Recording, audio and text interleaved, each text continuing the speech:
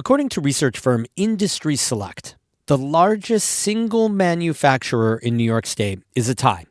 IBM in Poughkeepsie and Onsemi in the Hudson Valley, each with 5,000 workers. And so get this, the Micron semiconductor plant north of Syracuse says it will employ almost double that, 9,000 workers, with another, ready, 20,000 in spin-off suppliers, etc. It's massive, and all those workers need to be trained.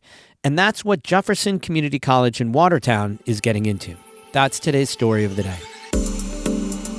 Support for Story of the Day comes from Morja Wealth Management, serving the North Country for 3 generations. MorjaWM.com. Securities offered through Hightower Securities, LLC, member FINRA, SIPC. Hightower is an SEC-registered investment advisor. And Kinney Drugs, now accepting S3, Nations Benefits, and OTC Network Wellness Benefit Cards for eligible over-the-counter health items. Details at KinneyDrugs.com.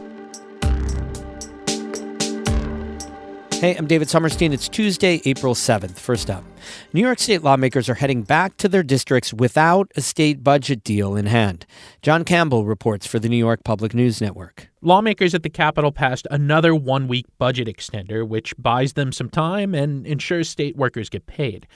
Governor Hochul and Democratic legislative leaders have struggled to reach deals on auto insurance reform and scaling back the state's climate laws, both things the governor wants in a final budget. Lawmakers approved the extender in a bipartisan vote. But Republican Senator Tom O'Mara of the Elmira area says the secretive budget process leaves something to be desired. It's just not a good way to do business. We should be doing better for the people of New York. The budget was due before April 1st. The legislature will return to the Capitol on Monday, likely to pass another extender. In Albany, I'm John Campbell for the New York Public News Network. Animal shelters in the North Country are scrambling to meet new safety standards that went into effect a few months ago. Animal rights advocates are celebrating the new rules, which they say will keep animals safe. But some shelters are worried the regulations could reduce services or end up closing rural shelters. Catherine Wheeler has our story.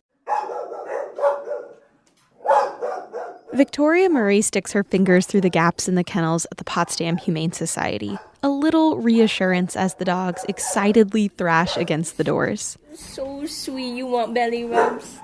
You just want belly rubs? You're the good girl. I know. Murray is the manager of the Potsdam Humane Society, and she knows the story of how each dog ended up here.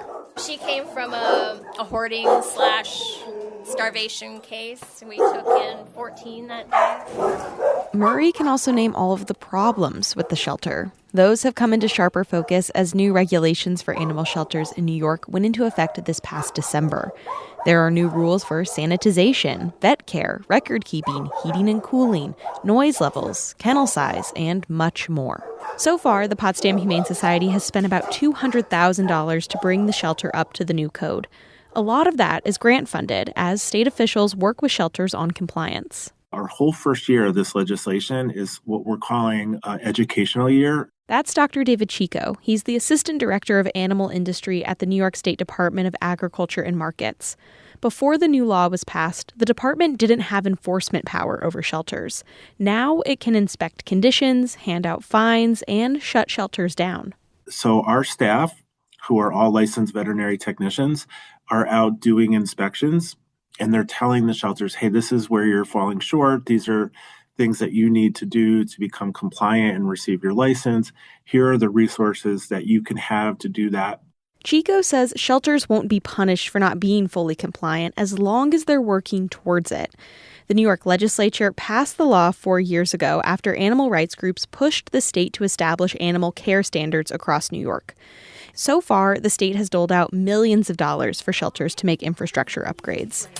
And while many agree the rules are needed, some rural shelters say they don't have the resources to adapt. Hey, you guys. What's going on? Are there chickens and kitties? Candace Brown founded Gracious Friends Animal Sanctuary out of her home near Black Lake in St. Lawrence County in 2002. She's taken in chickens, guineas, rabbits, and horses who will stay on her property for the rest of their days. Gracious Friends also runs an adoption program for dogs and cats. But when the new regulations came out, Brown feared they'd have to stop adoptions because the facilities wouldn't meet new standards. My heart fell. Yeah, I was like, we're just going to have to shut down. But Gracious Friends came up with a solution, build a whole new shelter on donated land near the village of Hewelton. Brown has high hopes for the space, that it could bring in more donations and volunteers, and that they'd be able to take in more animals. But Treasurer Deborah Perry, who donated the land, says they haven't been able to raise enough money to even lay the foundation, and they've had to divert what they had raised to pay the bills. Right now, we're desperately trying to get the word out that we need the help in order to continue, in order to expand and keep these animals that we got. Back at the Potsdam Humane Society, manager Victoria Murray pops into the cat room. She says this transition to stricter regulations has been really hard for the region's shelters, but she's still hopeful. No one should fail. No one should have to fail. There are enough of us out there that we should be leaning on each other. So, reaching out and asking for help is not a bad thing. And if that's what it takes to get it done, then that's what we should be doing. Murray says communities need animal shelters, but right now, shelters need help from their communities to keep going. Catherine Wheeler, North Country Public Radio in Hewelton.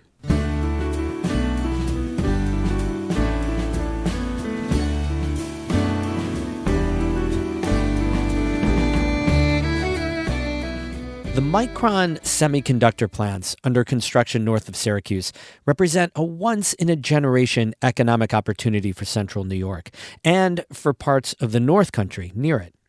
Micron plans to hire up to 9,000 people over the next 2 decades as it builds out the largest semiconductor facility in the history of the United States. Jefferson Community College in Watertown recently got a $750,000 grant from Micron to help train that workforce. As Amy Feiereisel reports, local officials hope many of those people will come from Fort Drum. Jefferson Community College's bread and butter is like that of many community colleges, educating students who plan to transfer on to a bachelor's degree somewhere else.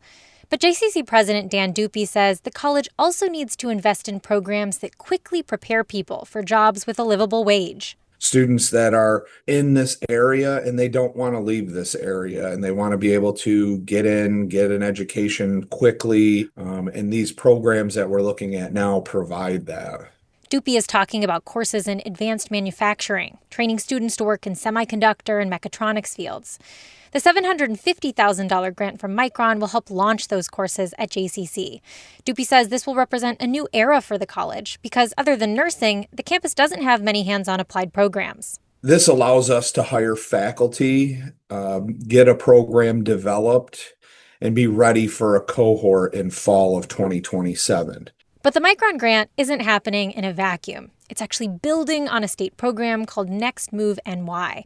It's a $10 million initiative that's trying to match up soldiers leaving the Fort Drum military base outside of Watertown with local jobs. About 300 soldiers at Fort Drum make the transition to civilian life each month. The idea is to keep them in the North Country and the state. And Micron's new facility north of Syracuse presents a big opportunity to do that, if soldiers can get the right education for those jobs. And they might find interest in something but need just a little bit more training in order to be able to qualify for that position. Michelle Capone is with the Development Authority of the North Country, which is overseeing the workforce parts of Next Move NY. And we're able to work with colleges like Jefferson Community College to be able to put them into the training needed to advance them to that job that they really want to have. For State Assemblyman Scott Gray, the JCC grant is just a first domino in the workforce possibilities that Micron can spur in the North Country. So not only do we have potential workforce with the people transitioning out of active military, now we have an investment in their education to prepare them for that workforce. And we think that's at the beginning of a cascade. Gray says Jefferson County officials have been in close contact with Micron leadership and Onondaga County leaders. He says they're working to essentially pitch Jefferson County as a place for Micron employees to live, as a place to educate and create those workers. They have choices. You look in all four directions, north, south, east, and west. You have to be there. You have to be in front of them all the time. You have to be actively, selling your area. Gray says Micron's grant to Jefferson Community College is a signal that the semiconductor giant is looking north. Amy Feiereisel, North Country Public Radio. We have more news all the time on our website, ncpr.org. Music today by Christopher Watts of Canton and the Buskers Band of Alexandria Bay. I'm David Summerstein, North Country Public Radio.